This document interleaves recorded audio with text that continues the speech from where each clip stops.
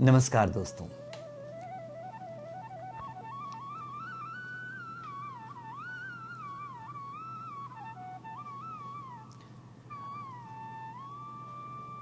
एक अंतराल के बाद उपस्थित हूं आपके सामने चर्चा के लिए। इस बीच में करीब एक महीने में सोशल मीडिया के किसी प्लेटफॉर्म पर कहीं उपस्थित नहीं रहा। थोड़ा सा मेरी गैर हाजिरी लगी है सब जगहों पर। असल में ये समय जो थोड़ा सा कठिन समय है हम सब के लिए, तो ऐसे कठिन समय में मैं भी थोड़ी सी परेशानियों में, थोड़ी सी कठिन परिस्थितियों में उलझ गया और उन्हीं से इन दिनों दो चार हो रहा हूँ। तो इस कारण बीच का जो समय बीता उस बीच के एक माह में मैं कहीं उपस्थित नहीं हो पाया और आज एक अंतराल के बाद उपस्थित हूँ यहाँ पर इस फेसबुक पेज पर। फेसबुक पेज चकाचक एक्सप्रेस।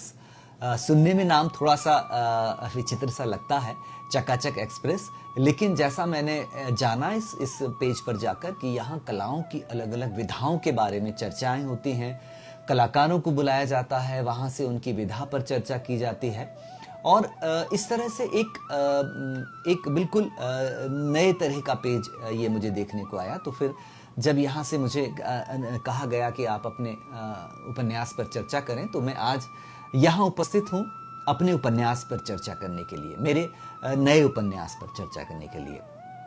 आप सबको पता है कि मेरा जो सबसे नया उपन्यास है, जिन्हें जुर्म इश्क पे नाज था, ये पिछले साल जुलाई में शिवना प्रकाशन से प्रकाशित होकर सामने आया और इस एक साल में आप सबका बहुत प्यार, आप सबका बहुत प्रतिसाद इस उपन्यास को मुझे मिला के रूप में मुझे मिला है।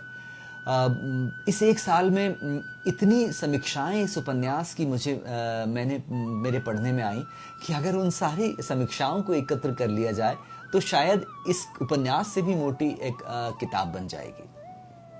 ये सब जो इस किताब को लिखने में जो मेहनत हुई, जो श्रम लगा, तो जब आप सब की इस तरह की प्रतिक्रियाएं सामने आती हैं तो अच्छा ये लगता है कि वो सारा श्रम, वो सारी मेहनत सफल हो गई। ये मेरा तीसरा उपन्यास है और अगर इन तीनों उपन्यासों पर मैं एक साथ अगर टिप्पणी करना चाहूँ तो पहला उपन्यास ये वो शहर तो नहीं, दूसरा उपन्यास अकाल में उत्सव और ये तीसरा उपन्यास जिन्हें जुर्म इश्क पे नाज था। ये तीनों उपन्यास एक ट्रायोलॉजी की तरह लिखे हैं मैंने। ये भारतीय प्रशासनिक व्यवस्था के गुण, दोष और उसकी कमजोरियां, उसकी अच्छाइयां, उन सब को लेकर मैंने ये तीन उपन्यास लिखे। ये वो शहर तो नहीं, अकाल में उत्सव और ये तीसरा उपन्यास जो पिछले साल ही शिवना प्रकाशन से प्रकाशित होकर सामने आया है, जिन्हें जुर्म इश्क पे नाज था। ये उपन्यास लिखने से पहले मुझे बहुत मेहनत करनी पड़ी। असल में जब ये तीसरा उपन्यास मेरे दिमाग में जन्म ले रहा था तो मेरे सामने सबसे बड़ी कठिन बात यही थी। विशाल पांडे जी, नमस्कार। विशाल पांडे इस पेज के एडमिन हैं और उन्हीं के आमंत्रण पर मैं आज यहाँ उपस्थित हूँ। विशाल, आपने 5 बजे का समय दिया था, मैं थोड़ा सा समय का पंक्चुअल व्यक्ति हूँ, तो मैंने ठीक समय पर शुरू कर दिया। और मैं जब कोई साहित्यिक कार्यक्रम, जिन दिनों बड़े बड़े ऑडिटोरियम में कार्यक्रम होते थे, तब भी मेरा यही नियम होता था कि जो समय दिया गया है उस समय पे कार्यक्रम शुरू कर दिया जाए। मेरा अपना मानना है कि जो लोग समय पर आ गए हैं उनके समय का ध्यान दिया जाए। तो यहाँ पर भी यही है कि फेसबुक पर भी लोग समय निकाल कर आते हैं। तो मैं चर्चा कर रहा था अपने उपन्यास जिन्हें जुर्म इश्क पर नाज था कि जब मैंने जब इसका विषय और इसकी कथा मेरे दिमाग में जन्म ली तो मेरे सामने सबसे बड़ी दुविधा ये थी कि धर्म, सांप्रदायिकता और धर्मों के अंतर संबंध और उन सब के ऊपर लिखना था। जी शुक्रिया पेज की तरफ से स्वागत करने के लिए। तो जब आप धर्म पर लिखने जाते हैं तो आपके सामने सबसे बड़ी परेशानी होती है कि आपकी जरा सी चूक आपकी कृति को समाप्त कर देगी। तो इसलिए सबसे पहले जब 3 साल पहले ये विषय मेरे दिमाग में आया तो मुझे लगा कि सबसे, चूंकि विश्व के सारे धर्मों की बात करनी है और सिद्धार्थ जी नमस्ते, और विश्व के सारे धर्मों की उत्पत्ति, उनके विकास के क्रम और फिर उनके अंतर संबंधों की बात करनी है। तो जब इतना सब कुछ करना है तो फिर उन सारे धर्म ग्रंथों को पढ़ना पड़ेगा, उनके बारे में जो किताबें दूसरी उपलब्ध हैं उन्हें पढ़ना पड़ेगा और फिर उसमें से कहीं कुछ तलाशना पड़ेगा जिससे एक उपन्यास रचा जा सके। मेरे पास घटना थी, एक विषय था जिसके ऊपर मुझे पूरा उपन्यास लेकर चलना था। मुझे ये देखना, इस उपन्यास के माध्यम से मैं ये देखना चाहता था कि ये जो हमारा भारतीय उपमहाद्वीप है, इस उपमहाद्वीप में जो ये सांप्रदायिकता, धार्मिक विद्वेष और ये सब चीजें जो हैं, इन सब का जन्म कहां से होता है। अजीत जी धन्यवाद आपकी प्रशंसा के लिए। तो इस क्रम में मैंने करीब 100-150 पुस्तकें धर्म की भी थी, जो इतिहास की भी थी। धर्म ग्रंथ तो जाहिर सी बात है सारे के सारे पढ़ने पड़े। मैंने जहां से जो उपलब्ध हुए उसे मंगाए और उन सब को पढ़ा। फिर सबका अंतर संबंध ढूंढने की कोशिश की कि कहाँ ये सब धर्म एक दूसरे से जाकर जुड़ जाते हैं। वो कौन सा बिंदु है जहां पर आकर ऐसा लगता है कि इतने सारे धर्मों की जरूरत नहीं थी, शायद कुछ मुख्य सिद्धांत थे। और बड़ी मजेदार बात यह है कि जब मैंने सारे मुख्य सिद्धांतों पर गया, किसी में 10 हैं, किसी में 5 हैं, किसी में 6 हैं, तो वो सब एक ही थे। मतलब वो कहीं अलग नहीं थे। जैनिज्म और जो क्रिश्चियनिटी में है उसमें जो साम्य है वो बिल्कुल अलग दिखती है। बुद्धिज्म में जो साम्य है वो अलग दिखता है। इस्लाम के जो सिद्धांत हैं वो भी सब वहीं घूम फिर कर आते हैं। हिंदू धर्म के सिद्धांत भी वहीं घूम फिर कर आते हैं। तो फिर आखिरकार ये दुनिया भर में इतनी सारी जो परेशानियां हैं जो धर्म के कारण पैदा हो रही हैं, उसका कारण क्या है? कहीं ना कहीं मेरे दिमाग में यही था कि ये तलाशा जाए कि अगर सारे धर्मों का मूल सिद्धांत वही है, अगर वही बात करते हैं, सारे धर्म वही सब कुछ कहना चाहते हैं, तो फिर दुनिया भर में इतनी लड़ाइयां ये सब धर्म के नाम पर क्यों हो रही हैं? तो फिर मैंने इतिहास पढ़ा, धर्म के बाद इतिहास पढ़ा, और वो सारा इतिहास जो कहीं ना कहीं धर्म से जुड़ा हुआ चलता है। हमारे जीवन में हर एक चीज पर धर्म अपना प्रभाव छोड़ता है, हम उससे बच नहीं सकते। और इसी कारण मैंने देखा कि जो विश्व युद्ध हुए उनकी पृष्ठभूमि में भी कहीं ना कहीं धर्म खड़ा था। बहुत सारी ऐसी घटनाएं थी जिनकी धर्म खड़ा था। और सबसे जो मुझे जिस बिंदु ने सबसे ज्यादा मुझे चिंता में डाला वो ये डाला कि 3 मुख्य धर्म, यहूदी और क्रिश्चियन, ईसाई धर्म और इस्लाम, ये तीनों के तीनों धर्म ऐसा लगता है जैसे एक ही मां की पेट से जन्म लिए हैं। और इब्राहिम के बनाए हुए ये तीनों धर्म हैं, और ये तीनों धर्म आपस में इनका इतना रक्त रंजित इतिहास है एक दूसरे के प्रति। तो मुझे ये आश्चर्य होता है कि आप सारे पैगंबर एक से मानते हो, आप सारी चीजें एक से मानते हो, आप सब कुछ एक ही परंपरा का पालन करते हो, लेकिन उसके बावजूद भी आपका इतिहास इतना रक्त रंजित है कि आपके यहाँ धार्मिक स्थानों पर कब्जे को लेकर इतनी मारकाट मची है। तो ये सारी चीजें जब मैं तलाशता हुआ आगे बढ़ा तो मुझे लगा कि इस उपन्यास के बहाने बहुत सारी चीजें तलाश कर ली जाए। इस उपन्यास के बहाने भारत और पाकिस्तान के विभाजन की भी बात की जाए, क्योंकि भारत और पाकिस्तान का विभाजन भी असल में धर्म के आधार पर हुआ था। उसके राजनीतिक कारण भी मैंने इस किताब में तलाशे हैं, और ये स्थापित करने की भी कोशिश की कि धर्म से ज्यादा राजनीतिक कारण था। लेकिन जो सामने से दिखाई देता है भारत और पाकिस्तान का विभाजन, वो धार्मिक आधार पर ही होता है। तो फिर जब आप भारत और पाकिस्तान के विभाजन की बात करते हैं तो फिर आपको उस दौर के सारे प्रमुख उन लोगों से बात करनी पड़ेगी जो लोग उस विभाजन के नेपथ्य में खड़े थे या सामने खड़े थे, या कहीं ना कहीं किसी न किसी रूप में वो उस विभाजन के साथ संबद्ध थे। तो इस तरह से जब इस उपन्यास की गठन प्रक्रिया मैंने शुरू की तो धीरे धीरे धीरे धीरे करते हुए ये लगभग 5000 साल के इतिहास को समेटता हुआ उपन्यास बन गया। लेकिन मेरा मेरा मूल प्रश्न वही था, धर्म और सांप्रदायिकता के अंतर संबंध। ऐसा क्यों होता है कि हम धर्म के आधार पर किसी व्यक्ति विशेष के मन में एक भावना या दुर्भावना रखने लग जाते हैं। केवल धर्म अलग हुए हैं, व्यक्ति हमारे जैसा ही इंसान है, लेकिन हमारे अंदर उसको देखने का नजरिया बदल जाता है, हमारे व्यवहार में परिवर्तन आ जाता है, और बहुत सारी चीजें ऐसी होती हैं जो हम शायद हमारे धर्म के व्यक्ति के प्रति जिस प्रकार से देखते हैं, हम उस व्यक्ति को उस तरह से नहीं देख पाते हैं। ये सारे द्वंद्व थे, ये सारे प्रश्न थे। मेरे बहुत प्रिय शायर जिनको मैं बहुत पसंद करता हूँ, फैज़ अहमद फैज़, मेरे पहले उपन्यास का शीर्षक भी उनकी ही एक नज्म से निकला था, ये वो शहर तो नहीं, ये दाग दाग उजाला, ये शब गजीदा शहर, वो इंतज़ार था जिसका, ये वो शहर तो नहीं। फैज़ मेरे बहुत प्रिय शायर हैं।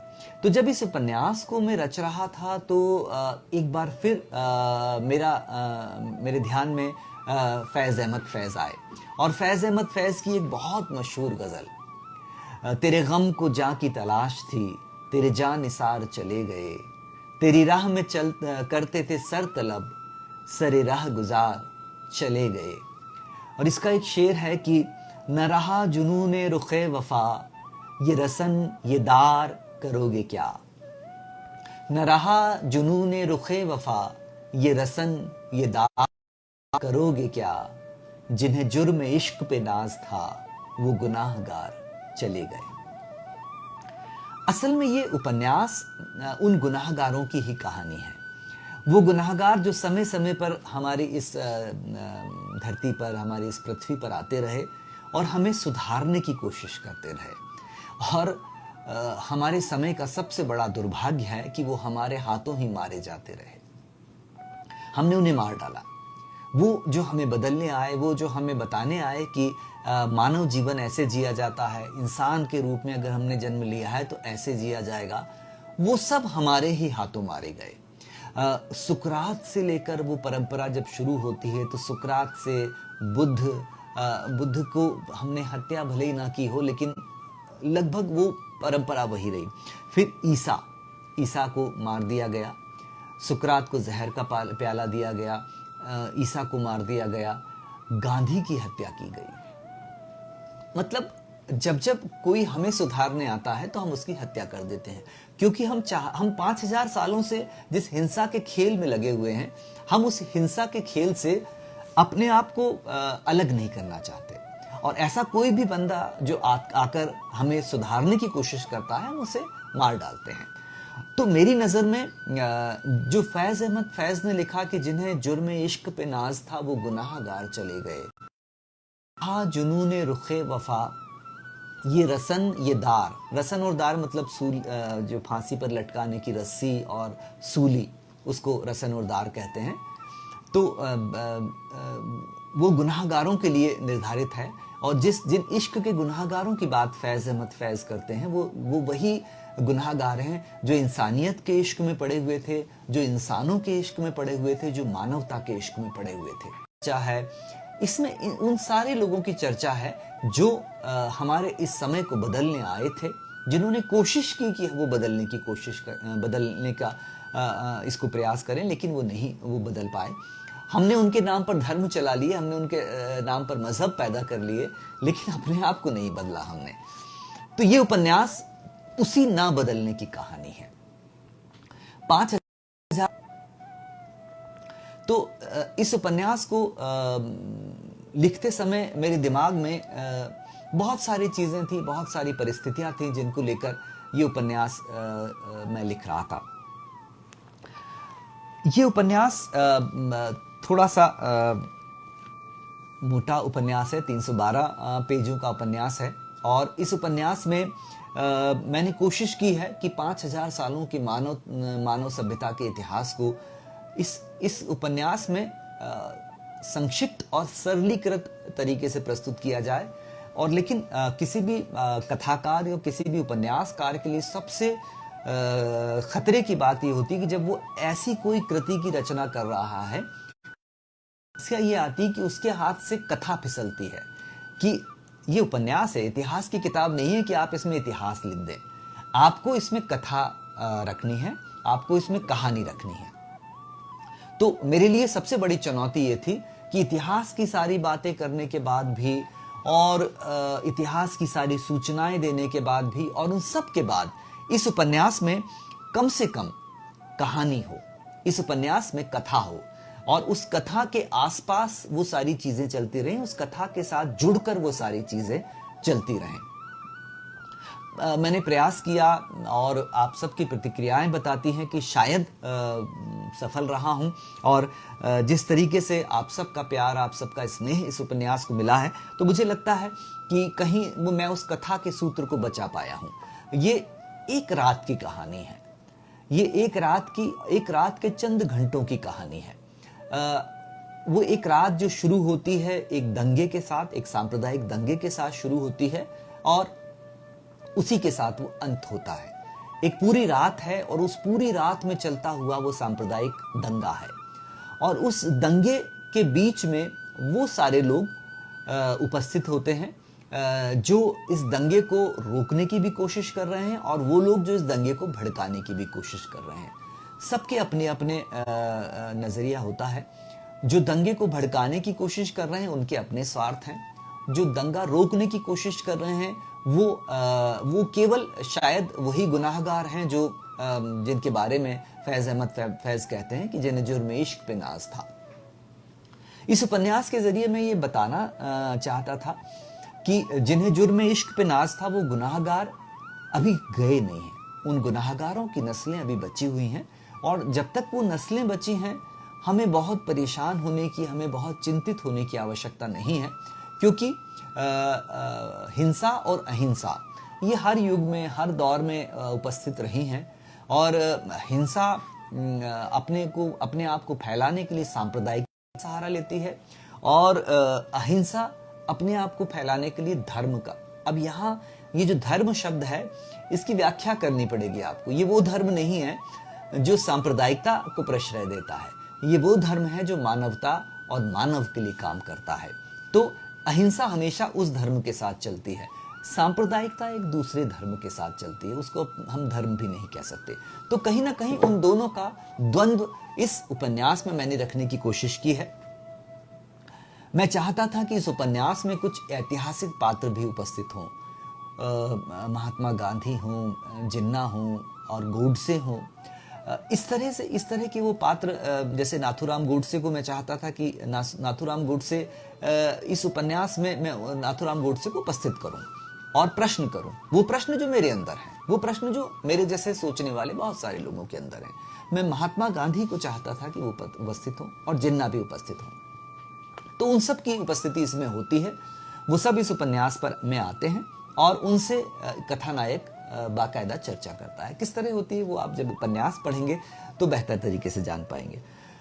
लेकिन मैंने इस उपन्यास को बहुत आशा के साथ रचा है। जो मैंने कहा है ना कि फैज अहमद फैज ने कहा कि जिन्हें जुर्म इश्क पे नाज था वो गुनाहगार चले गए। मैं नहीं चाहता कि वो गुनाहगार चले जाएं, क्योंकि हम सब की उम्मीदें उन्हीं पर बची हुई हैं। तो ये उम्मीदों का उपन्यास है और जाहिर सी बात है बहुत मेहनत लगी, बहुत श्रम लगा, बहुत पढ़ना पड़ा, कई डॉक्यूमेंट्रीज देखी, कई मूवीज़ देखी इसको लिखने के लिए और कई सारे सीरियल्स। भारत एक खोज को फिर से देखा पूरा, क्योंकि उस भारत एक खोज सीरियल में बहुत सारे संकेत मिलते हैं हमारे भारत के बारे में। कई डॉक्यूमेंट्री जो विश्व धर्म और उन सब के ऊपर थी वो देखी। एक साल तक पढ़ाने और ज्ञान का सिलसिला चलता रहा और फिर एक साल बाद जब ऐसा लगा कि अब बहुत कुछ मेरे पास है, तब इस उपन्यास को मैंने लिखा और ये उपन्यास आपके हाथ में है।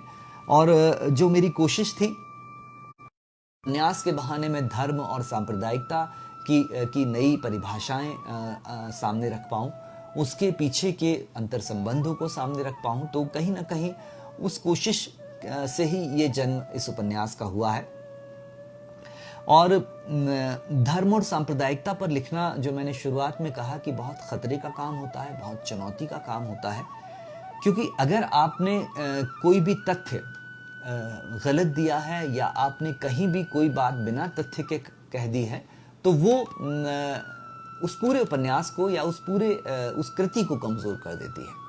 तो इसलिए मैंने बहुत सावधानी ये बरती कि जब भी मैं किसी तथ्य का इसमें उपयोग कर रहा था तो मैं उसको कम से कम 2 या 3 किताबों में उसको समान रूप से जब देखा तब मैंने उसका उपयोग किया। ऐसा नहीं कि एक किताब में पढ़कर उपयोग कर लिया। और गूगल से बहुत बचने की कोशिश की है, क्योंकि गूगल और इंटरनेट पर जो जानकारियां हैं उसमें से कितनी सच मिलती हैं, कितनी झूठी होती हैं, वो हमें भी नहीं पता होता, लिखने वाले को भी नहीं पता होता। तो मैंने किताबों पर ज़्यादा विश्वास किया है, गूगल पर कम विश्वास किया। मुझे लगा कि किताबों से जो जानकारी आएगी वो बहुत सटीक जानकारी होगी। तो ये सारी जानकारी किताबों से आई हुई जानकारी है, बहुत सारी किताबों से इकट्ठी की हुई जानकारी है।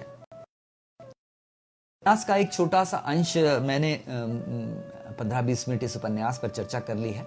मैं इस उपन्यास का एक छोटा सा अंश आपको जरूर सुनाना चाहूंगा। छोटा अंश इसलिए सुनाऊंगा क्योंकि बहुत लंबा अंश आप किताब पढ़ें तो ज्यादा अच्छा रहेगा।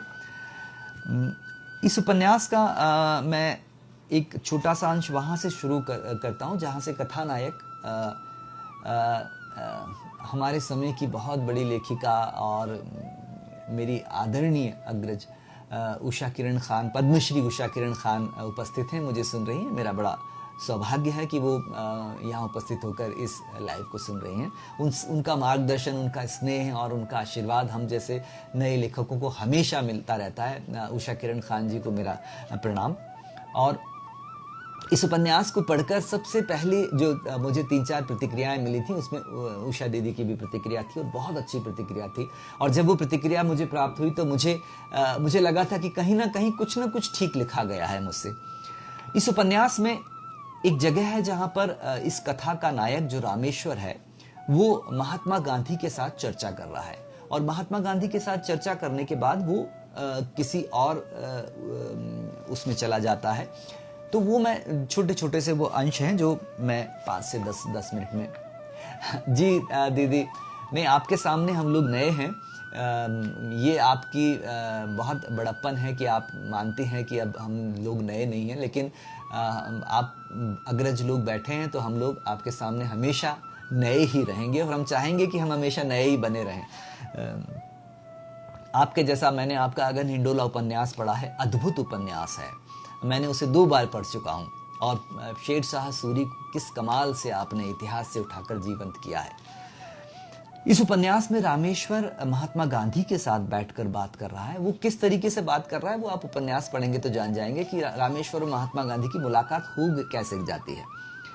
तो मैं वहीं से शुरू करके एक छोटा सा अंश इसका सुनाता हूं। ईश्वर अल्लाह तेरो नाम, सबको सन्मति दे भगवान। यह जो आप गाते थे वह केवल एक गाना ही रहा। ईश्वर और अल्लाह एक नहीं हो पाए। आपका यह जो विचार था एक करने का, यह आखिरकार हार गया। क्या आप ऐसा नहीं सोचते हैं? कुछ देर बाद रामेश्वर ने धीमे से प्रश्न किया। मेरा अपना विचार तो था ही नहीं, यह तो मेरे पुरखे कबीर का विचार था। मैंने तो बस कबीर की सोच को ही आगे बढ़ाने की कोशिश की। कबीर गाते थे ना, हमरे राम रहीम करीमा, कैसो अल्लाह राम सती सोई, बिस्मिल मेटी बिसंभर एके, और न दूजा कोई। मैं तो बस उनकी बात में बात मिलाकर गाता था कि ईश्वर अल्लाह तेरो नाम, सबको सन्मति दे भगवान। मुझसे पहले भी ये विचार बहुत लोगों ने उठाया, मेरे बाद भी उठाते रहेंगे। हारने के डर से अपनी आवाज उठाना तो बंद नहीं किया जाता। इस बार उस तरफ का स्वर कुछ उदास हो गया। आवाज में एक थकन भी महसूस की रामेश्वर ने इस उत्तर को सुनने के बाद कुछ नहीं कहा, चुप रहा। मैं चाहता था कि एक ऐसा कारवां देखूं जो 50 मील लंबा हो। मैं उसके आगे आगे चल रहा हूं, पीछे पीछे हिंदू और सिख चलते हों। मैं उन सबको वापस पाकिस्तान ले जाऊं। रामेश्वर का उत्तर नहीं पाकर उस तरफ से फिर कहा गया, रुक रुक कर, जैसे कोई जाता हुआ व्यक्ति अपनी वसीयत करवा रहा हो। आवाज जैसे कहीं दूर से आ रही है, जैसे कोई अपने आप से ही बुदबुदा कर बात कर रहा हो। मैं क्षमा चाहता हूं कि मैंने आपसे इस प्रकार का प्रश्न किया, लेकिन मेरे लिए ये सारे प्रश्न बहुत जरूरी थे और विशेषकर आपसे ही यह प्रश्न पूछा जाना मेरे लिए बहुत जरूरी था। आपको अगर इन प्रश्नों के कारण दुख पहुंचा हो तो मैं क्षमा चाहता हूं। रामेश्वर ने कुछ विनम्रता पूर्वक कहा। नहीं नहीं, तुम क्यों क्षमा चाहते हो? असल में तो मुझे तुमसे क्षमा मांगनी चाहिए। क्षमा मांगनी चाहिए वहां खैरपुर में जो कुछ हो रहा है उसके लिए, तुम जो आज इतनी रात तक जाग रहे हो उसके लिए। और फिर यह बात भी सही है कि जिन प्रश्न रहे हो सारे प्रश्न मुझ जैसे किसी भी व्यक्ति को से पूछने ही चाहिए, मुझसे ही पूछने चाहिए। उस तरफ से एक बार फिर बहुत दृढ़ स्वर में उत्तर आया।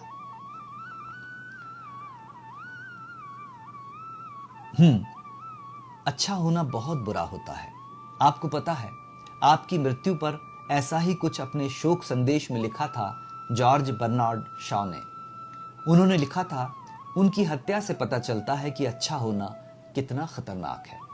सच में लोग जितने अच्छे होते चले जाते हैं वे अपने आप के लिए उतने ही खतरनाक होते चले जाते हैं, अपनी जिंदगी के लिए। शायद इसीलिए अब लोग अच्छा होने की कोशिश ही नहीं करते हैं। अच्छाई आपके साथ ही चली गई। रामेश्वर ने अपनी आवाज में सम्मान भरते हुए कहा। उस तरफ से कुछ उत्तर नहीं आया। रामेश्वर ने कुछ कहने का प्रयास किया, उससे पहले ही उसे ऐसा लगा कि उस तरफ से शायद कॉल डिस्कनेक्ट हो गया है। कहीं आवाज नहीं आ रही है उस तरफ से। उसने मोबाइल की स्क्रीन को देखा तो सचमुच ही वो कॉल डिस्कनेक्ट हो चुका था। रामेश्वर ने मोबाइल को गोद में रखकर एक बार फिर से अपने सिर को झूले की जंजीर से टिकाकर आंखें बंद कर लीं। अंदर से एक विचित्र सी थकान महसूस हो रही है रामेश्वर को। ऐसा लग रहा है जैसे युगों से जाग रहा है वो, युगों से चल रहा है एक अंधेरी रात में जो समाप्त होने का नाम ही नहीं ले रही है। उसे लगता है कि उसके सर पर कांटों का ताज रख दिया गया है और कंधे पर सलीब है जिसे लेकर वो यरूशलेम के विया डोलोरोसा पर गुजर रहा है।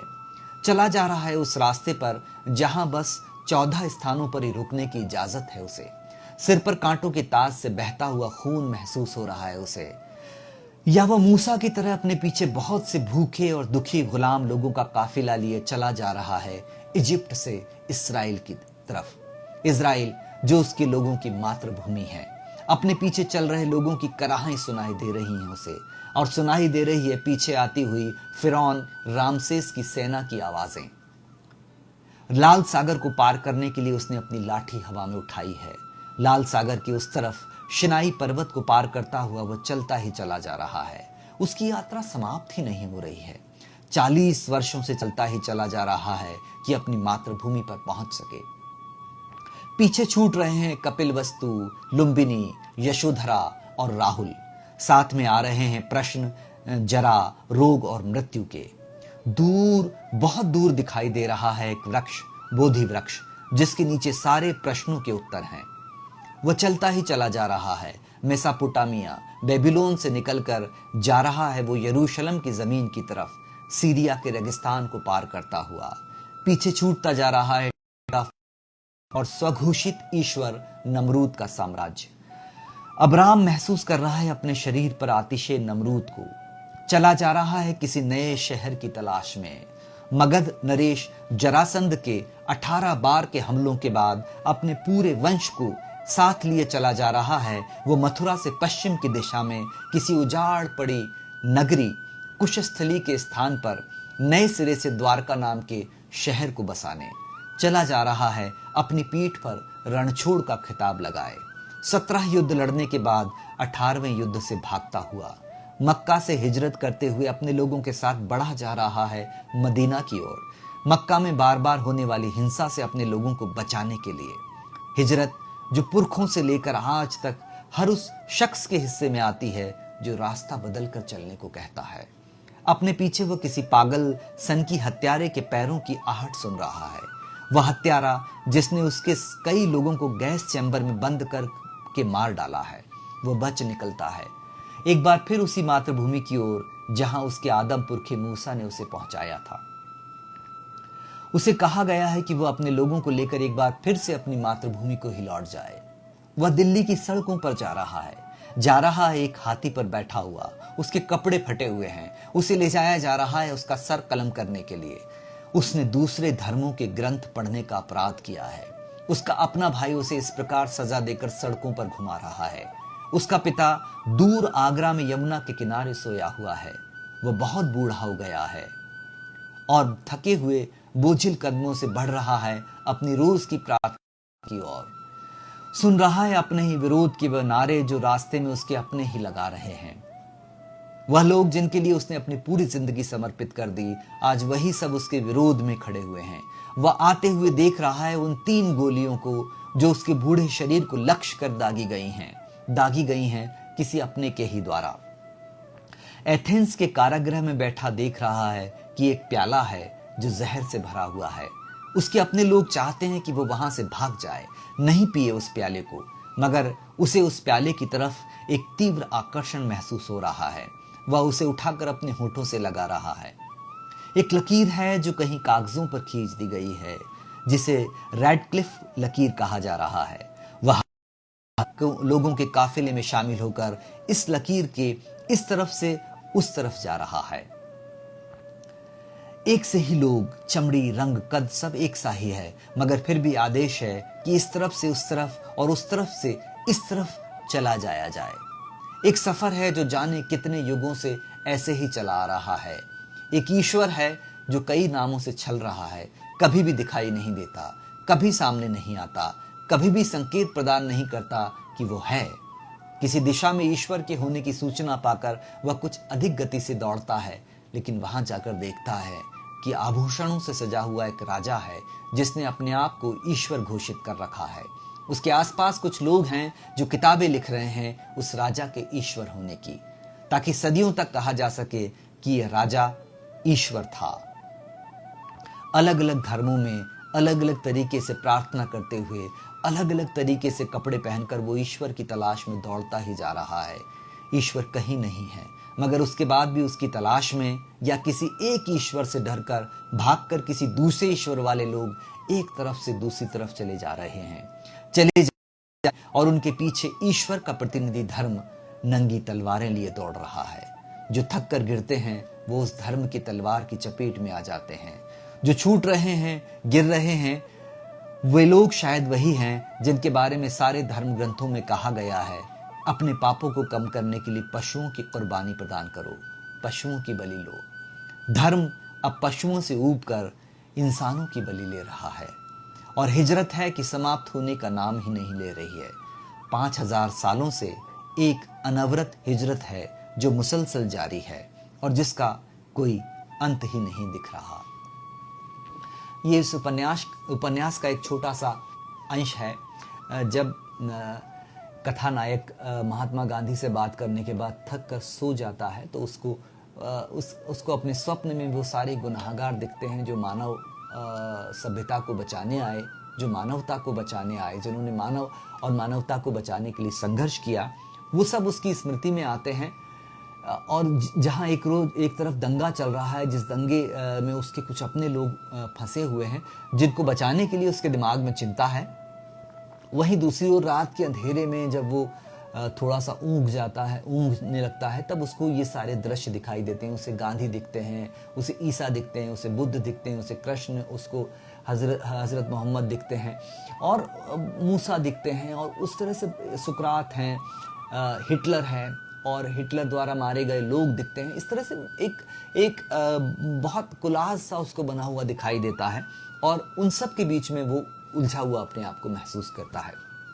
तो ये मेरा तीसरा उपन्यास है जिन्हें जुर्म इश्क पे नाज था, जिस पर मैं भी आपके साथ चर्चा कर रहा था। और इस उपन्यास को आपका जो प्रेम, आपका जो स्नेह मिला है, उससे अभिभूत हूँ। कई बार ऐसा होता है कि हमारे पास शब्द नहीं होते हैं आभार व्यक्त करने के, धन्यवाद व्यक्त करने के, जैसा हमारी बहुत महत्वपूर्ण कथाकार, उपन्यासकार आदरणीय उषा किरण खान जी ने कहा कि पहली बार पढ़ने पर सामान्य लग सकता है जुर्म इश्क, लेकिन दूसरी बार पढ़कर गहराई समझ में आती है। तो जब हमारे कथा अग्रज हमारी पीठ थपथपाते हैं तो हमें ऐसा लगता है कि हाँ, हमने कुछ ठीक ठाक कर दिया है, हमने कुछ ऐसा लिख दिया है जो शायद बचा रहे या जिसको लोग पढ़ें। तो ये उपन्यास बहुत मेहनत से लिखा गया उपन्यास है और इस उपन्यास के बहाने मैंने अपने समय और पिछले 5000 समय का जो इतिहास है उस पर चर्चा की है। मैं उन सब का आभारी हूँ जिन्होंने इस प्लेटफॉर्म पर मुझे बोलने का अवसर दिया। और एक मेरी जो पिछले एक डेढ़ महीने से मेरी जो चुप्पी थी, जो मौन था, जो खामोशी थी, जो मैं कहीं सोशल मीडिया प्लेटफॉर्म पर उपस्थित नहीं हो रहा था, उसको भी इस कार्यक्रम के बहाने से चकाचक एक्सप्रेस, बहुत अच्छा नाम है। हमारे यहाँ जो चीज़ बहुत सुंदर होती है, कोई चीज़ बहुत अच्छी बन जाती है हमारे मालवा अंचल में। कोई चीज़ जैसे कोई मिठाई बन गई है, या कोई ने गाना बहुत सुर में और बहुत अच्छा गा दिया है, कोई आदमी बहुत अच्छे से तैयार होकर सामने आ गया है, कोई भवन बहुत अच्छा बन गया है, तब कहा जाता है कि चकाचक है। तो जो एक शब्द ऐसा होता है जो सब चीज़ों को कवर कर लेता है, कि जब आपने चकाचक कह दिया तो इसका मतलब ये है कि उत्कृष्ट है। उसके लिए आपको अलग से बहुत सारे शब्दों के उपयोग नहीं करना पड़ता। तो ये जो आपने इसका नाम रखा है चकाचक एक्सप्रेस, ये बहुत बहुत सुंदर नाम है, बहुत खूबसूरत नाम है। मालवा अंचल का होने के नाते मुझे तो ये बहुत अच्छा लगा।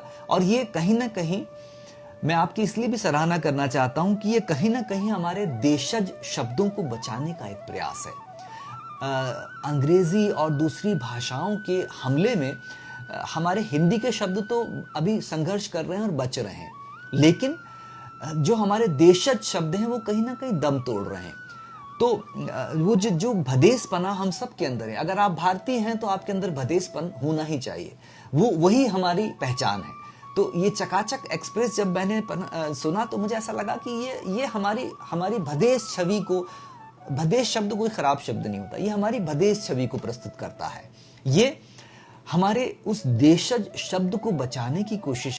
आप मालवा आएंगे तो आप किसी से पूछेंगे कैसा लग रहा है, तो वो कहेगा चकाचक है सब। एक चकाचक शब्द से लगभग सब कवर हो जाता है। तो बहुत बढ़िया नाम रखा है।